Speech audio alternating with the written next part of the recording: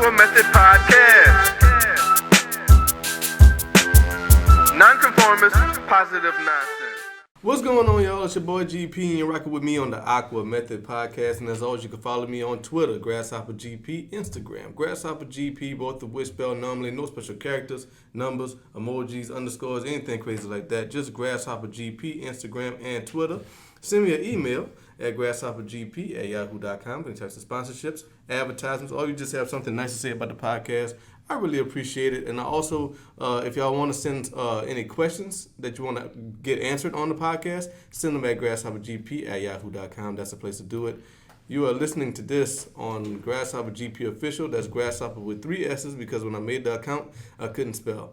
GrasshopperGP Official with 3 S's is the YouTube account. Thank y'all for rocking with me for so long. I really appreciate it. And today I have Mr. Donald. What's going on, Mr. Donald? Hey, how are you doing tonight? I'm doing all right, man. Doing good. Mr. Donald was on the show a long time ago. He was on the tail end of a show, me and Mr. Jeff, who works at Ambooks 2, who runs Ambooks 2. We was doing a show, and Mr. Donald just happened to be there and hanging out, and he decided to join in. Right? Remember that? Yeah, I remember that. And from that, you decided to give me an opportunity to be a part of your booth at Louisiana Comic-Con, which I really appreciate. That's no problem. We're happy to have you there. You're going to have thousands of people to come by and say hi to you. So hopefully some people you're listening to today is going to come by and say hi. Hopefully it, a lot of people come in and check us out. And but I'll be doing the podcast from Comic-Con, and you'll be doing what? I'm going to be selling my art. Yep. Got a lot of watercolors, a lot of prints I'm going to be selling. Mm-hmm. We also have Kristen Hasty, who's a local model, who's going to be cosplaying Black Widow. Yeah, that's cool. She's going to be selling autographs and things at the table. We're going to be having a lot of things going on at the table. Yeah, so it's gonna be a big show, and it's gonna be a lot of fun. And I hope y'all come and check it out. This year should be a lot bigger than last year because last year was the first one. I guess people didn't really know what they was getting. It was pretty big last year. It was big last year. Yeah, so this one should be a lot bigger because they had a whole year to figure out what went right, what went wrong, and clear it up and fix it. Right. Yeah. Yeah. Last year, you couldn't tell last year was the first year, to be honest with you. I've been to a few cons, and watching what they did, they pulled it off right. Yeah, that was my first comic book convention ever, and it was a lot of fun. I had a good time. And now I'm going to be a part of it, and I'm really excited about it. So who are you more excited to see? Is there anybody interested in checking out? Or there's the guest list is getting bigger every day. They just got a guy from Walking Dead and MTV's Teen Wolf, and I cannot remember what his name is. They just brought him in as a guest. Ernie Hudson from Ghostbusters is signed up. Right. He's going to be there. Mm-hmm. Deep Roy, a big fan from years ago. He's somebody that a lot of people look at and say, hey, I don't know who he was. Once you see him, you know who he is. Yeah. And there's some miscellaneous people coming in from, all over, some local artists that's going to be there that have made a little bit of success for themselves. So I'm actually more excited to see the fans coming in and the people coming in than I am Right, because they'll come in and they'll be dressed to the nines and with all the cosplay and stuff like that. So it's going to be real cool to see them too. What do you... how do you feel about it? Do you feel like Acadiana's comic book and geek culture is expanding, or because it feels like it is? It's funny. When I grew up, I moved from Ireland when I was 6. Mm-hmm. But there's a certain culture in certain areas that you grow up with and you don't expect to see. I grew up watching Doctor Who when I was young as a child. Mm-hmm. My father watched it with my grandfather when it was first coming on. So it's a generational thing. Around here, for the longest time, it was something you'd see on PBS at 2 o'clock in the morning because that's the only time they show British stuff. Right. But yet you move down here and you go Comic-Con next year and there's TARDISes all over and Doctor Who TARDIS. I mean, and that's just one thing that the culture has expanded into the science fiction and comic. And what Marvel's done. Yeah. Marvel's done. I mean, man, as soon as they released Iron Man, I mean, it was like Jed Clampett striking that oil well in the back of his yard. Yeah. It just hasn't stopped flowing. Right. That's so interesting because they had no idea at the time. They couldn't have. In 2008, they couldn't have known that making this one movie would have expanded into all these shows and movies and all. It's a lot. It's a lot. When I was in, let's just say high school, comic books were for geeks. Comic books for people, oh, you can't, that's not a good thing in the literature stuff. Now it's the number one media entertainment in the world. I mean, look what, all the Captain America, Civil War, and Thor and everything that's coming out, and DC on their back end trying to catch up with Marvel. Right. I mean, it's all over the place. Deadpool last year, who half the people didn't know who Deadpool was before the movie came out, ended up making like $41 million in its first couple of weeks. Yeah. I mean, it's crazy how comics and the comic world has been accepted by the local culture. Yeah, it's cool, but like there's always been that discrepancy where people would say that it used to be just for us, and now it's for everybody, and it feels watered down because it's for everybody. I don't agree. I think I like inclusion. I think it's a good thing that a lot of people are getting into it, and like the people who really care about it, they're gonna be there forever, and it's always gonna mean something a little more to them than the people who are just now getting into it. But like anything that gets you into something positive is a good thing. I learned how to draw from comic books. Yeah, me too. I was 8 years old. Mm-hmm. I ruined probably comic books that are worth thousands now because I would take the piece of typing paper out and trace over it until I learned how to draw. And it's my son's 4 years old, and he is just amazingly knowledgeable about everything to do with comics and stuff. And the kid can draw like nobody's business at 4 years old. He can draw recognizable characters at 4 years old. Getting that from comics and being exposed to things like that. That's good. What was your first book? You remember? What got you into it? You know what? I can tell you. It's a semi-long story, but I can tell you in 3 minutes or less. Okay. When we first moved in from Ireland, I was adopted. Okay. My adopted father, and this was back in the 70s when motorcycles and Bruce Lee and all kinds of motocross type motorcycle stuff was really big. My adopted father was in a motorcycle accident. Okay. Literally flipped the bike over on him and came within a quarter of an inch of breaking his neck completely. Okay. Was in the hospital for 6 months on a halo system. And we were stuck. I have brothers 2 years younger. I mean, we were stuck at this hospital all summer with nothing to do. We were sitting there just watching, my adopted mom cry all the time and be upset and try to make things better and all this stuff. And for a kid, that's a hard age to do that. Yeah. Until her sister went down to the gift shop downstairs and brought up a couple copies of X-Men and a couple copies of Micronauts and said, here's something to keep you boys busy. Yeah. And it probably saved our sanity that year. Yeah, that's good. It really did. That's a nice story. Literally started reading those books over and over and over again. And people look at the golden age of comics as being like 1940s, 1950s. They have the different ages broke down as far as Silver Age and all that stuff. I have argued this point,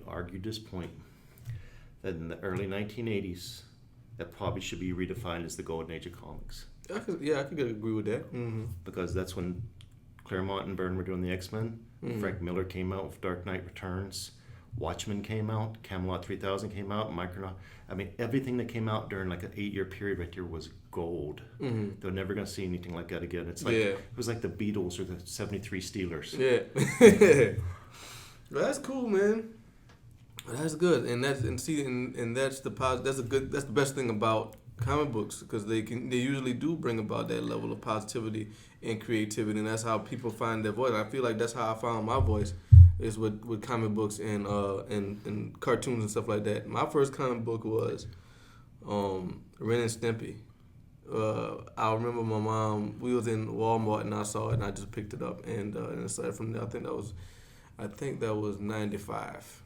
So I was like 7, and it just blossomed from there. And so I was reading everything, comic strips. I used to get these big Calvin and Hobbes collections. Right. Yeah. And I was reading that. I got one that is torn up because I read it 100 times. I've got several of those at home where the pages are taped back together. Yeah. It's all crumpled up and everybody's like, go get a new one. You're like, no, this is mine. Yeah, this is it. Yeah, no, this is important. Like that. Like the it's somewhere in my mom's house.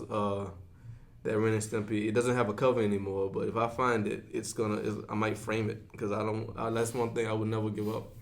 Well, I'll tell you, it's amazing to me, and I'll show you pictures sometime when we're just hanging out. But when I was younger, I really enjoyed the Micronauts comics. Okay. And the Micronauts toys that came out, and they actually predated the Star Wars toys as far as being the 3 to 4 inch toys. They were like the big thing when I was young. Okay.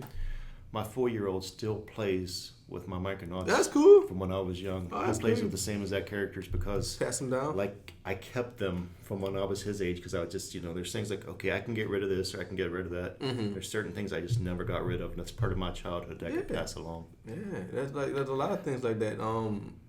Like I said this on a podcast a long time ago. It was just me and Mr. Jeff, and I was talking about because like you probably can go back to your collection and pick out one, and it brings back a memory. And, that you get, if you start collecting, you get a bunch of them, and the large majority of them doesn't mean much. You're just getting it just to keep the story going. But some of them will take you back to a special place in time and to a memory. Like I got this one of the Youngbloods. I'll never forget.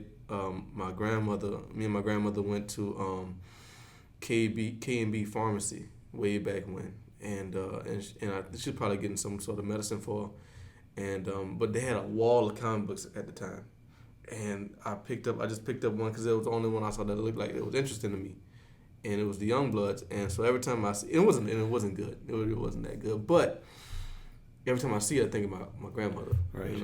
And that's another one I don't want to give up because of that. Well, there's certain books too. Like I don't know if you've ever read Camelot 3000, but I will find you a copy of it. Brian Boland, who is probably still the best artist actively drawing today, did it. He drew The Killing Joke, and I'm sure you've seen The Killing Joke. The detail that man puts into things. It was a retelling. It wasn't a retelling. It was actually a sequel to the Arthurian legends based in the future. Okay. Where Arthur does come back per the legend and he regathers his knights and all that. Okay. So it's set in the future. Is in the future, yeah. Like in the future according to them or our present, like our present time or like our future? It was our future. Oh, like space age type. Yeah, space age type stuff. It came back when the world needed it the most, and it was the first book to go specifically just to comic shops. It was the first book to be printed as a series without the Comic Code's authority on it because it dealt with a lot of adult stuff in it. Oh, okay. But it was just a fantastic, magical book. And, I didn't know until I was in my mid-20s that I couldn't grow up to be a knight because of that book. Because it gave you as a kid the honor and the chivalry and stuff like that you don't get from watching a lot of things that you watch nowadays and stuff like that. It was a lost art, but it exposed you to something that, I wouldn't have been exposed to otherwise. Is it still going on? No, it was a limited series. Okay. It was only out for a year and a half. Okay. But it was just an amazing series. All right, cool. So we're talking about Louisiana Comic Con coming up October 8th and 9th, right? And there's gonna be some celebrities. There's gonna be a lot of cool people there. But in your travels, who's like in comic book sense, like the nerd core geek stuff, who is the coolest person you've met? It's funny because you have people that you don't expect to be cool, or you've heard bad stories about, or you've heard that they're jerks, and then you meet them and they're fantastic. I met Todd McFarlane the month he launched Spawn. Okay, that's cool. And he literally took the time to, autograph everything I had. And he had a small black Spider-Man figure that somebody had painted up like Spawn. And he goes, hey, look, we're thinking about doing a Spawn. And Lord knows nobody knew how big the Spawn toys were going to be, 10 years later. Right. Took a picture of me holding up the little prototype of the toy and all this stuff. And he was like, man, and we just bullshitted for just a few minutes about everything. And when he got done, he took his picture and goes, here, now you can tell everybody that you taught me everything I know. That's cool. I said, can I have that in writing? So he pulls out this napkin and writes down, Don O'Mara taught me everything I know. It's Todd McFarlane. And he signed it and dated it. Wow. I've got evidence. That's cool. In writing. That's cool. But so he's a good man because Mr. Jeff is not a fan. He is not a fan. I got lucky. I got lucky. I mean, I've heard several people, like I said, I hear people talk bad about, but from my experience, he may be the biggest jerk in the world, but he was cool to me that day. Yeah. John Byrne I'd grown up with because of the story I told you about the hospital, and he was, all the Dark Phoenix saga and all the stuff, they made Marvel Comics. Yeah. I mean, they made Marvel Comics, and I was so excited to meet that man for the first time. And he was going to be at Dragon Con in Atlanta. Okay. So we go down to the Hilton, me and my younger brother, and we're going to, that's the main reason I want to be there. There's a whole lot of people there. Neil Gaiman was there that year. James O'Barr, who did The Crow, was there that year. Okay. There was a whole bunch of big names there. Mark Hamill was there from Star Wars. Wow. The Joker. But I wanted to go see John Byrne and Chris Claremont were both there on the same day. Okay. So I wanted to get some of my old X-Men things autographed. Mm-hmm. Well, we're there early in the morning, and there's a line waiting to open up the doors, and everybody's playing Magic and all this stuff going on, and I had to pee really bad. And like there's lines everywhere downstairs and stuff like that, so we went up on the 3rd floor to pee. Walk in the toilet, unzip and start doing my business. Yeah. And walks John Byrne right beside me. Oh, wow. I couldn't say a word. Wow. I had to stand there the entire time and just stare at the wall. Yeah. Because, there's certain etiquette that you just don't cross. That'd be a little awkward. Yeah. It's just like the one person that I just was dying to meet is standing right beside me. Can't say nothing to him. I can't say a word to him. So. That's cool, man. But yeah, it's interesting because like you got to take people's personalities from your own perspective. Right. Because you had a good encounter with Mr. Todd McFarlane, and I've heard bad things about Stan Lee. I can't imagine meeting Stan Lee and him not being cool, man. I've got a picture of Stan Lee you'll love to see. Yeah. I was dating a girl in Atlanta again because I was down in Atlanta for 10 years, and Dragon Con's really big down there. Okay. Stan Lee just happened to be at a photo op, and me and my younger brother and the girl I was dating at the time all wanted to get a picture of Stan Lee. Yeah. So Stan stands in the middle. I'm on the right side. My girlfriend's on the left side. And my brother's on the other side of her. And we take a Polaroid. Well, walking away, and she's like, "He grabbed my breast." I said, "No, he didn't, because he grabbed my breast." I said, "There's no way he could." The Polaroid develops, and there's Stan Lee with his left hand, smack dab, just sitting there copping the field with the biggest smile on his face. Well, and I've got it on photograph. That's interesting. I have heard stories though about. I'm not gonna lie to you. I've heard stories about everybody. Everybody's got their their moments where.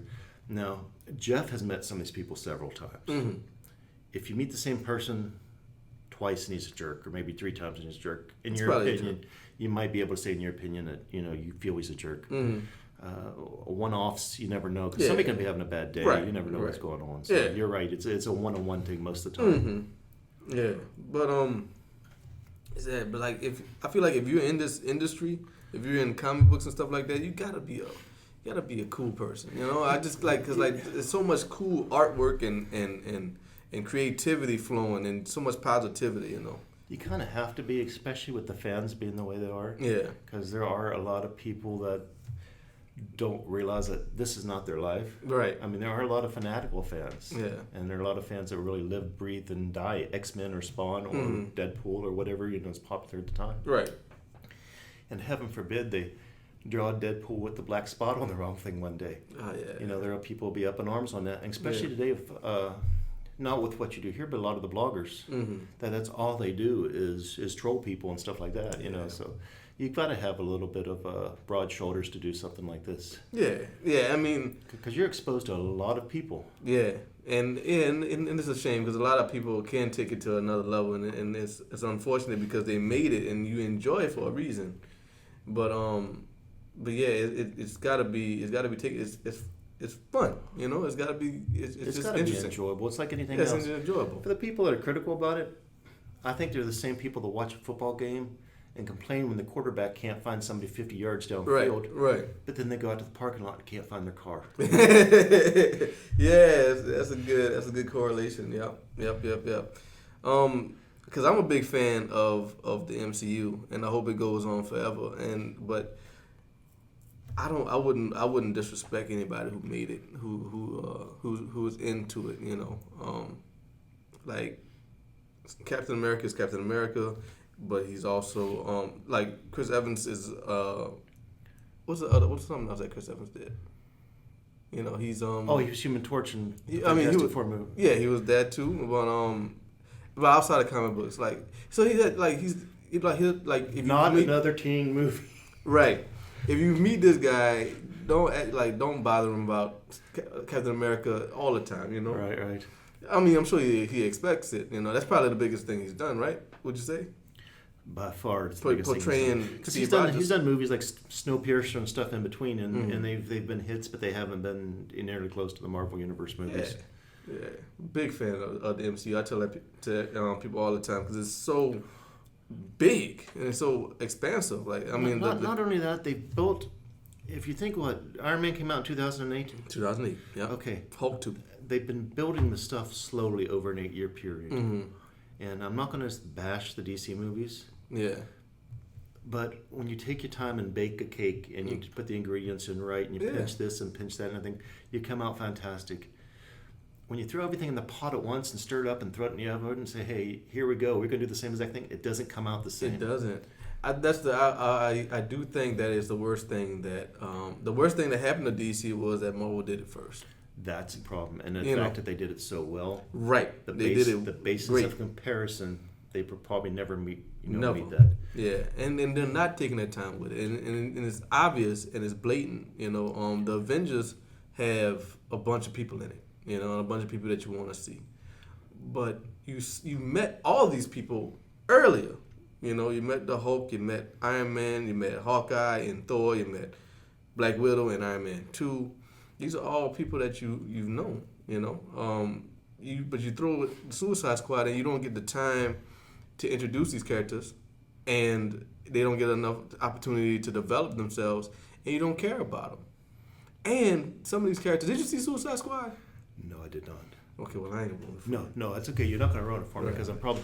I have a challenge with the DC formula after the Batman vs. Superman. Yeah. I mean... It was so staccato. It was like you had to pay attention to a whole bunch of 90-second segments. Yeah. And I think what I was talking about earlier, they threw everything in a big pot and said it's going to be great when it comes out. Right. And it ended up just not coming out anywhere near what they thought it was going to come out like. It's Kellogg's Rice Krispies and Great Value's Crispy Rice. You know, you get the same color box. So you think you're making the same thing. It's not the same thing. Oh, we'll say this about Batman versus Superman, and I think this is amazing. The one thing that the fans complained about and had their pitchforks and torches out about before the movie came out was Ben Affleck as Batman. He's doing good. He was the only thing about that movie that was good. You know what? You might be right. Now I'm thinking about it, he might be the only thing that I liked about it. Like the one thing that everybody was scared about. And I don't understand it. Like, I don't have a problem with Ben Affleck in his portrayal of anybody. Like, he was I think he really got lost when he started dating Jennifer Lopez and he did Geely, you know, and that period is when his stock started to fall. But I don't think he's a bad actor. I don't think he's a bad director. Argo was great, you know. Argo was fantastic. Yeah. And I don't think he's bad at all. A lot of people watched Daredevil. Yeah. And based their entire thing of his career on Daredevil. Yeah. Their entire opinion was based on the one movie. Daredevil wasn't that bad to me. People really don't like it. I don't think it was that bad. It's not Affleck's fault. He worked with what he was handed. The director tells him, no, you do this, more of this, stop here, da da da da. Right. So, I mean, look what they did with Colin Farrell jumping up and down on the organ pipes. Yeah. I mean, there was stuff that, but nobody said, ooh, Colin Farrell just ruined his career. Mm-hmm. That didn't happen. It just... Speaking of, that'd be cool to see Bullseye in the MCU. It would be cool to see Bullseye.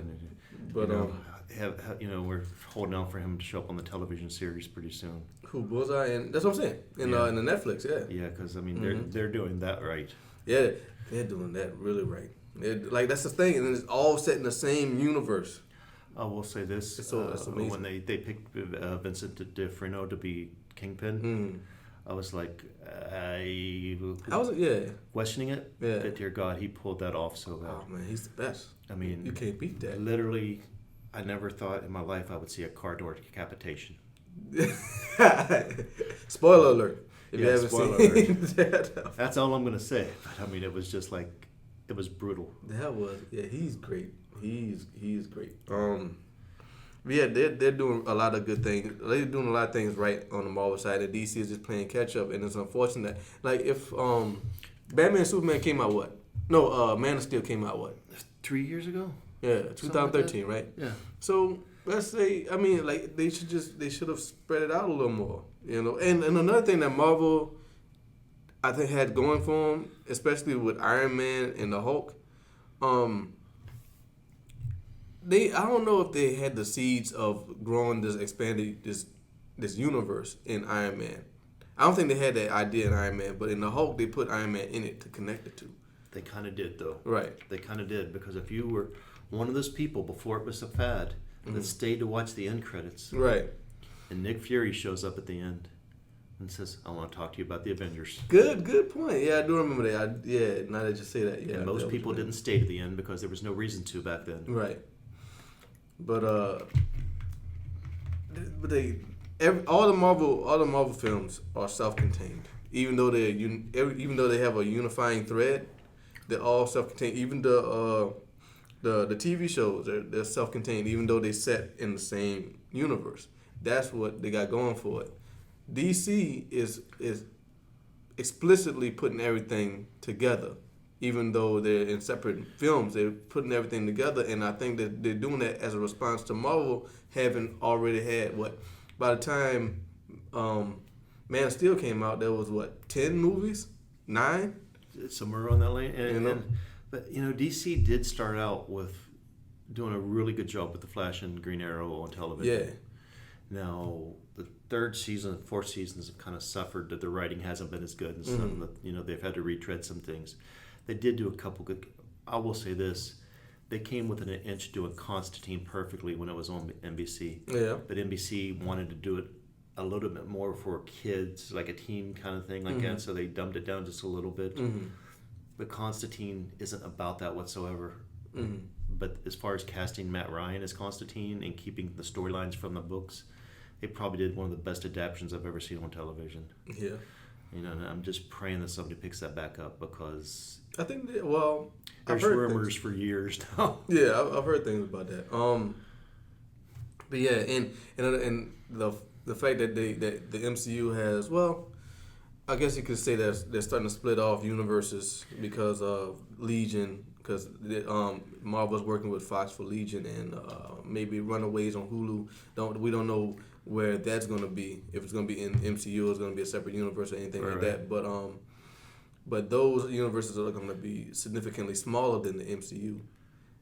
DC, on the other hand, has the Arrowverse, like you was talking about, with Arrow and Flash and Supergirl. And the DCEU, the films, and they seem to be about what and what. So that separation might confuse people. No, it is. That can confuse people. To me, and this is just my opinion. And everybody, I know people there will call me out for being wrong right now, but this is my opinion. The fact that you have Agents of S.H.I.E.L.D. and Sif shows up on S.H.I.E.L.D. or Nick Fury shows up on S.H.I.E.L.D. People from the universe shows up and they cross over. Yeah, from film to TV. Yeah, but you see Daredevil and you see the Stark building in the back. You might not see Iron Man show up, but you see the Stark building in the, Right. That's something. But now we got DC saying, you know what? We're really successful with the Flash TV show, but we're going to make a Flash movie and he's going to be completely different. Right. We're going to make him a different character, and we're going to make him a different origin story, and we're going to make, all these different actors. Or, how, for casual viewers that aren't fans of the book, that's going to be confusing. What if you love the Flash television show and you go see the Flash and it was no better than Suicide Squad or Batman? Yeah. I will say this, as far as DC goes, Wonder Woman's coming out next summer. That's going to be, they're the first one to do it. Better be gold. Yeah, I think it's going to be. I think it's going to be good. If it's not going to be gold, you might as well just take a shovel out and start throwing dirt. Yeah, because but to their credit, they're the first one to do it with the woman. I would love to see the Black Widow movie. I think that'd be great. I've seen mock-ups of posters and stuff like that called Budapest, right. Black Widow and the Hulk. And Hawkeye, and that's a Jason Bourne movie. Jason Bourne movie. Here's the thing about, and here's the argument I'll give. Iron Man was great. Mm-hmm. I liked the Avengers movie. Mm-hmm. They didn't come nearly as close to the first Iron Man movie. Yeah. Okay. And you can argue this one if you want to, or you can agree with me. That's cool. I think the best Marvel movie put out to date has been Winter Soldier. Yeah, it's good. It's Winter good. Soldier, it's up there. Winter Soldier was not a superhero movie.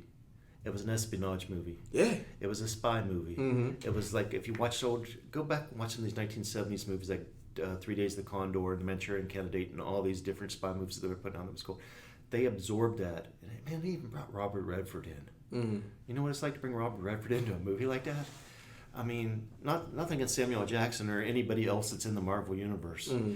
But they had been for so long. Robert Downey Jr. wasn't a big name when he started Iron Man. He had been off and on the wagon for so long that, you know. Yeah.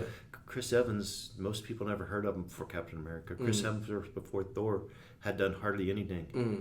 You know, they were getting cheaper actors that they could develop into these characters. Yeah. And he could sign them to a lot of movies. Now, to bring Robert Redford in and say, we want you to do this, and he says, sure. Mm-hmm. I mean, this is the man who does the Sundance Film Festivals, has had more nominations than probably anybody living to this point. It's amazing, you know, what they're doing now. Yeah. Because people are wanting to be a part of this. Mm-hmm. Mm-hmm. It's real good, and but yeah, Winter Soldier it's up there for me. It's up there for me because of the toned down nature of it. And they could do a Black Widow movie in the similar vein. Yeah, Where it could be a Bourne-ish Bond type movie. Yeah, I could see it. Just a lot of action, toned down, spy. You know, beautiful locations, Tokyo.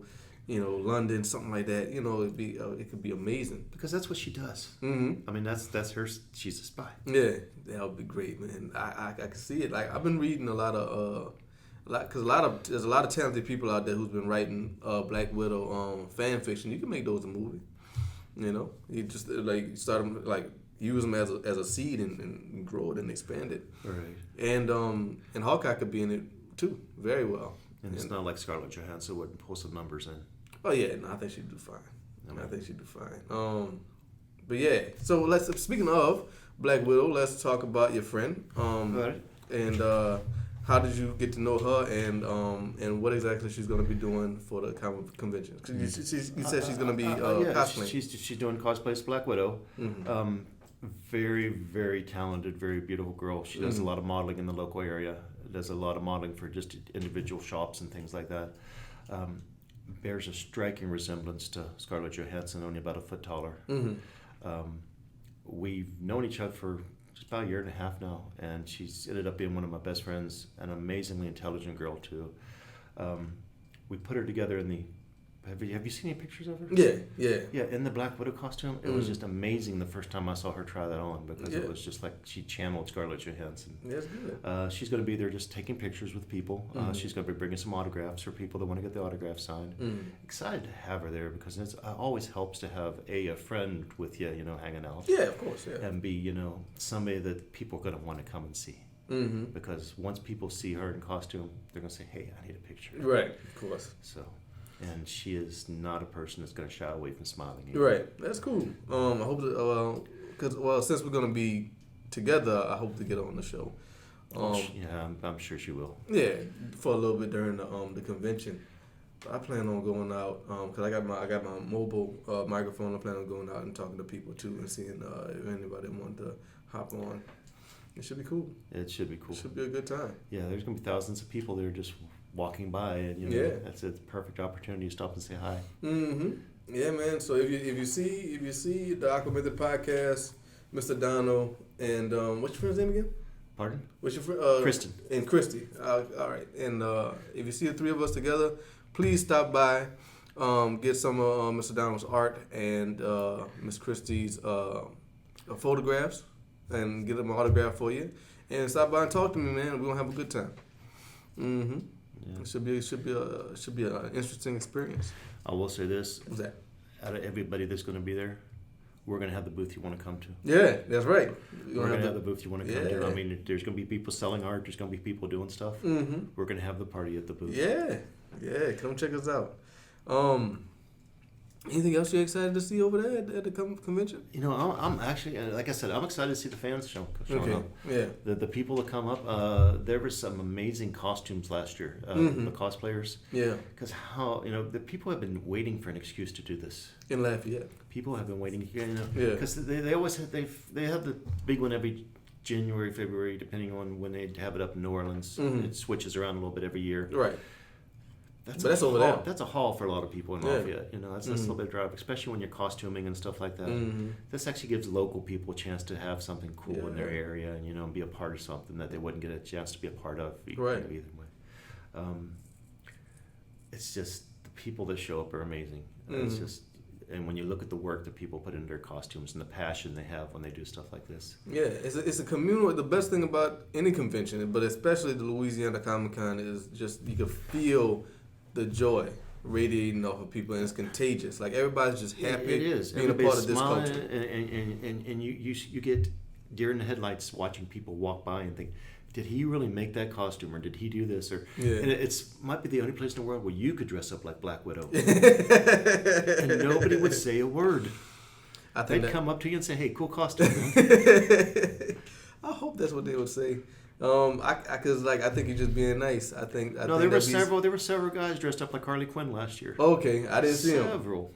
I feel like I get some eggs thrown at me if I was a Black Widow. There were several Harley Quinns. Matter of fact, I'm expecting to see a few thousand Harley Quinns and Deadpools this year. Yeah, there's gonna be a bunch. Yeah, good point. There's gonna be quite a few.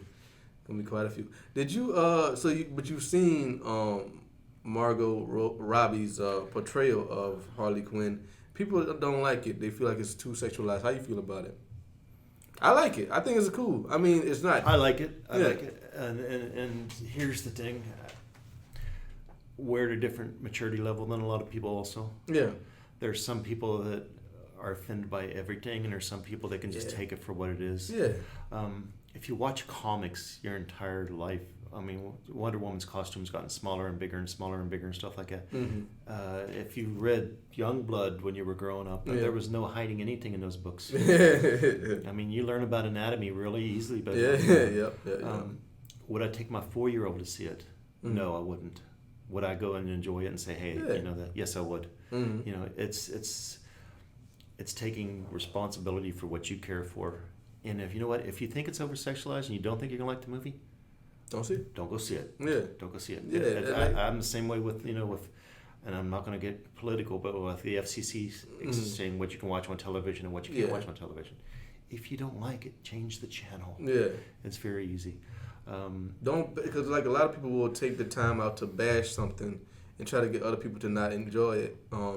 But it's up to the individual to ascertain what is appropriate for him or her or for their family if you have a family and stuff like that. Yeah, I mean, as far as your opinion, whether it's hypersexualized or whatever, you know, that's your opinion. Yeah, that's your opinion.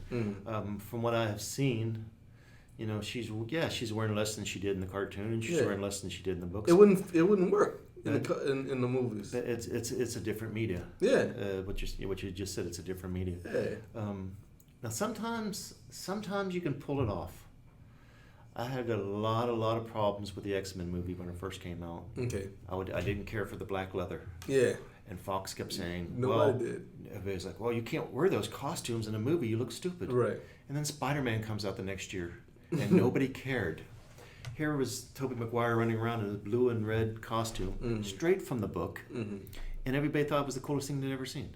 Yeah. And that's more spandex than any of the X-Men ever wore. Yeah, good point. I mean, you can make the case either way. I could see.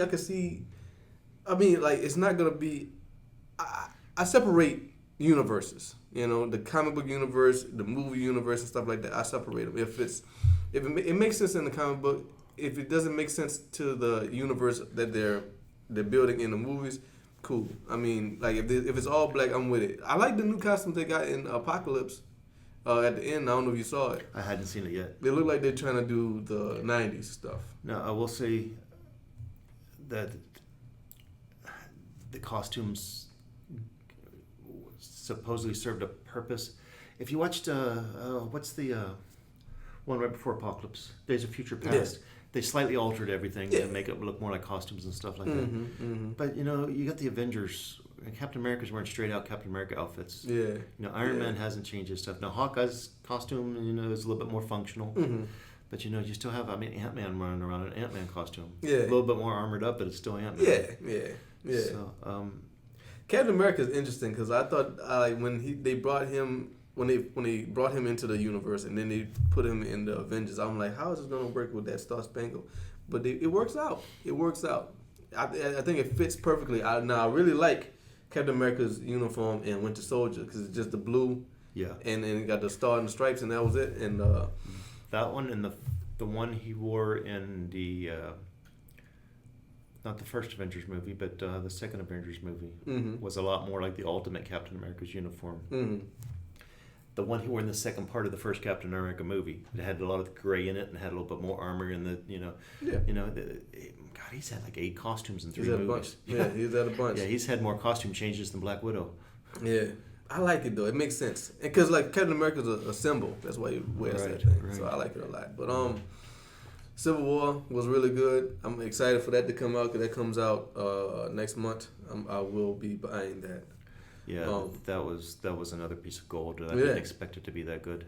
And you know, they even with no spoilers, the villain even had a perfectly logical story behind him of why he was the way he was. Yeah. Speaking of, I'm glad you reminded me of that because I wanted to ask you about that. All right. Captain America: Civil War. The core issue is the registration. Would you rather superheroes be registered or not if they were in this universe? God, this discussion's been going on since the first Civil War comic book. Yeah. Back in the day. See, here's the thing. It started with the first comic book years and years ago when a bunch of the younger heroes actually blew up a city in Connecticut. Mm-hmm. And that started the whole, you can't walk around with a bazooka because it's illegal. Why should you be able to be Iron Fist and walk around with nuclear powered fist and not have that registered? But at the same time, as a human being, what rights do you have and what rights do you not have? Right. Because a bazooka is not a person. A bazooka is not a person. You can't make a choice not to pull the trigger. Right. I think that you can make a choice not to blow something up, or and accidents happen. Yeah. Accidents happen every single day. You have people that hit people with cars. That doesn't mean that they went out to do it. It was an accident. Things happen. Yeah. If I had my say, I'd have to go on Team Cap and not register. Absolutely. Are you kidding me? Because, no registration.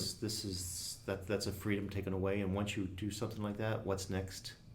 Right. You saw what happened in the movie. Once the first time, where Iron Man was on the side of registration, but the first time he did something that the government didn't like, they were on him, telling him right there, like, "Hey, we're letting you do this." Mm-hmm. I mean, they all of a sudden he was a puppet. Yeah. You talking about in the Civil War? In the Civil War movie. movie. In the movie, yeah. Yep. I mean, I'm trying not to ruin it for anybody who hasn't seen it yet, but I'll tell you what. The 5 of you who haven't seen it. Ross immediately reined him in and told him who was boss. Yeah.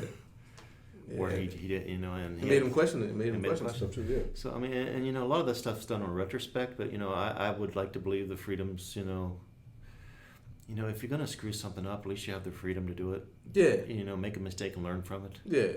I feel like if they had to be registered, it would take them forever to get anything done. Like if there was an issue in a far off land and the Avengers was necessary for that issue. If they was registered, there would have to be like some sort of debate, make sure everything was right, paperwork, all that stuff, and that would just slow down everything. And then by the time they got it out there, the bad guy would have done the terrible thing. I also am from Northern Ireland, so I have a unique perspective on this. I'm not going to use the Northern Irish situation, but I'm going to use the American situation from the early 1700s. Okay. The people here in America were fighting back against the British. They were raiding their villages. They were doing everything they could to get the British out of this country. Mm-hmm. They were labeled as terrorists. They weren't freedom fighters. They were terrorists, according to the British people. They went back and told stories about the evil Minutemen here and the stuff they did, and they did everything they could do to demonize the people here. Mm-hmm. Now, that being said, once you have a government that controls when they go in and do things like that, who's going to say which freedom fighter is which terrorist? Yeah. I mean, you'd have to make a decision based on somebody's political belief, and who's making that choice?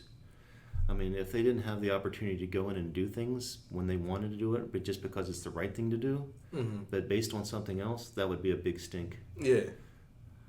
Because then you have the veil of the political entity this team is represented by. Or represents. You've seen Watchmen? Yeah. You'd have the comedian times 20. Yeah. I mean, basically just going in and stopping wars and knocking off whoever they tell him to go knock off. Yeah. Mm-hmm.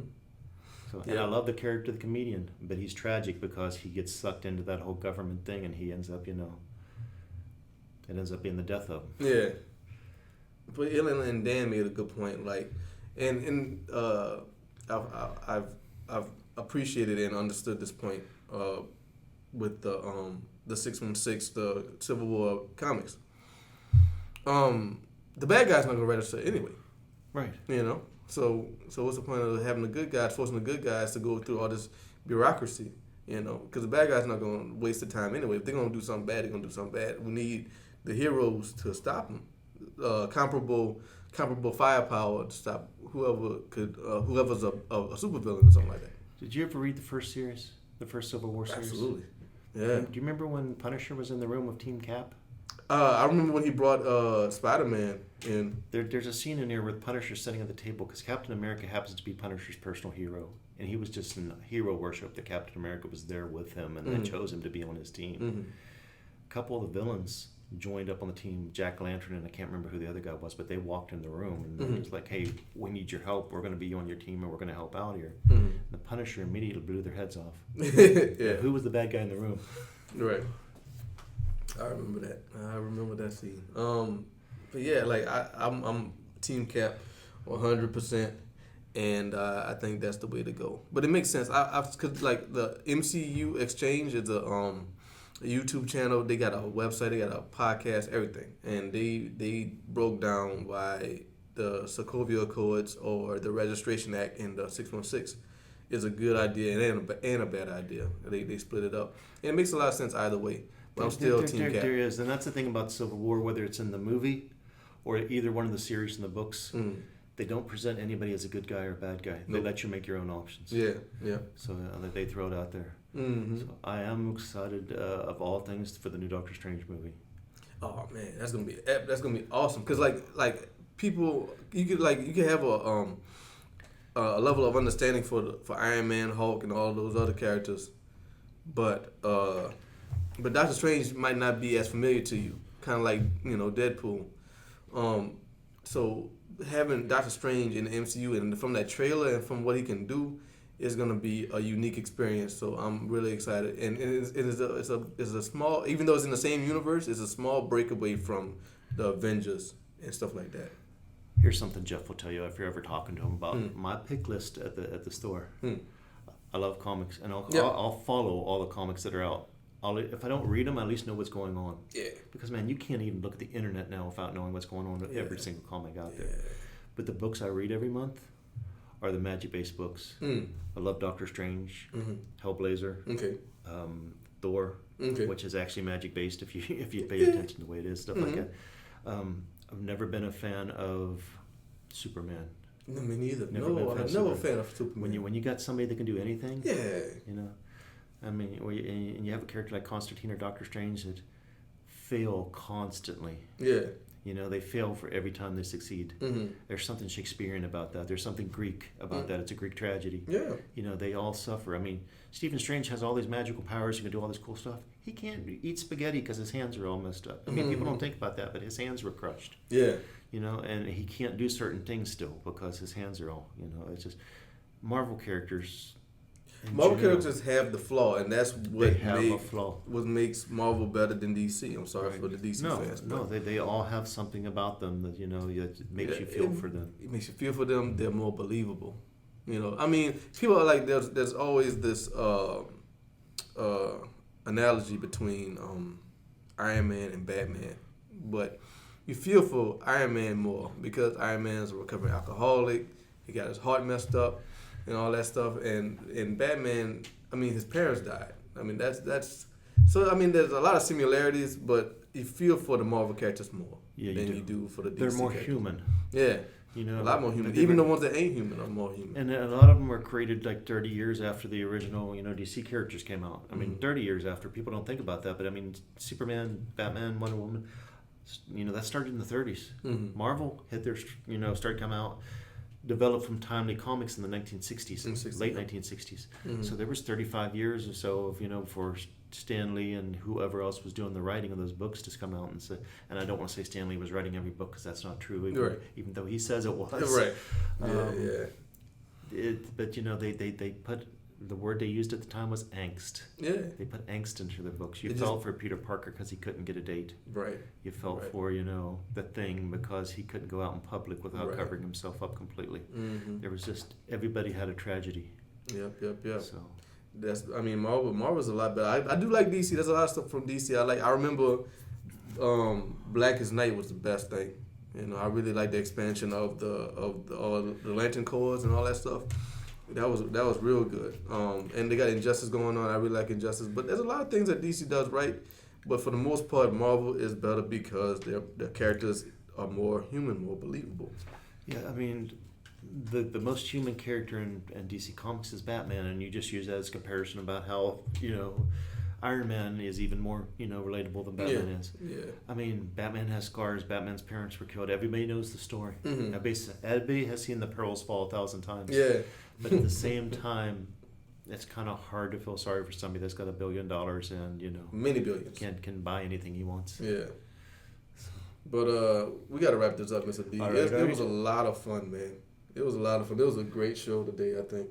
Cool. Anything else you want to get out there before we get out of here? No, man, as far as Comic-Con goes, I just hope people come by and say hi to you. Come check us this out. is a perfect opportunity for somebody to come by and be part of the show and come by and see and talk to you, which absolutely. They don't realize how cool it is once you get down and start talking to you. Oh, I appreciate it, man. You just being nice. No, I'm not. I just, Buy some of Mr. Donald's artwork. I've seen it. It looks like a picture. It looks like somebody made it in Photoshop. So you need to come check out his stuff.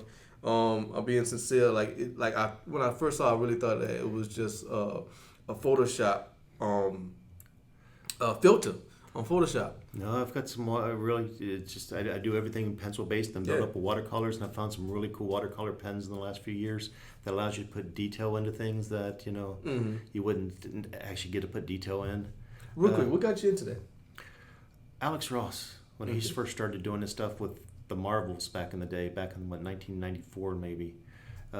Alex Ross is one of those people you either love or you hate. But he does everything per watercolors, and he came up, and if you've ever seen his posters and the stuff that he's done, he just does some amazing artwork.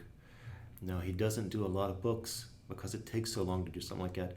I've got 10, 15 prints coming out that I'm going to be doing for Sona Comic-Con, and started on it last year at this time.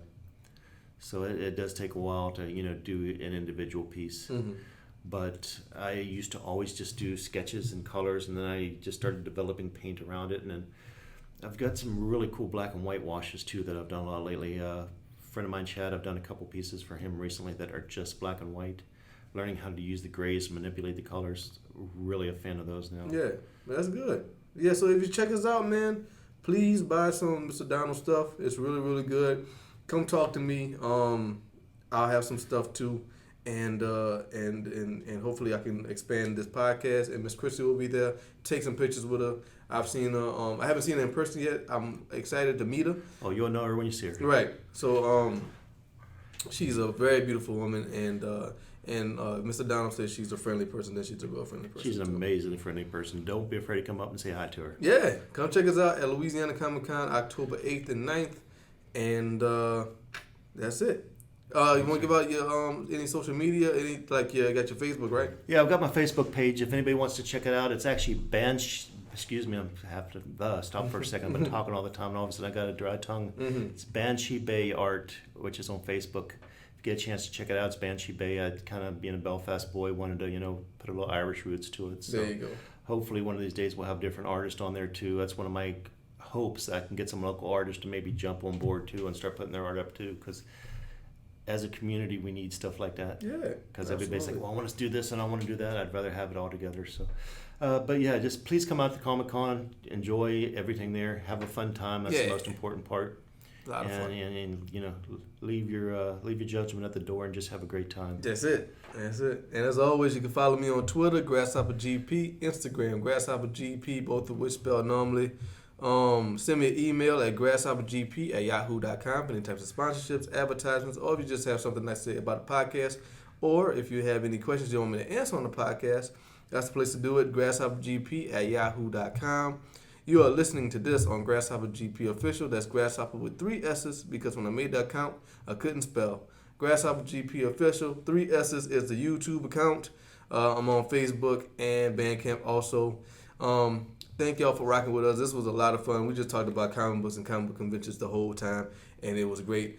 Mr. Donald, your boy GP, AquaMethodPodcast. Y'all be good.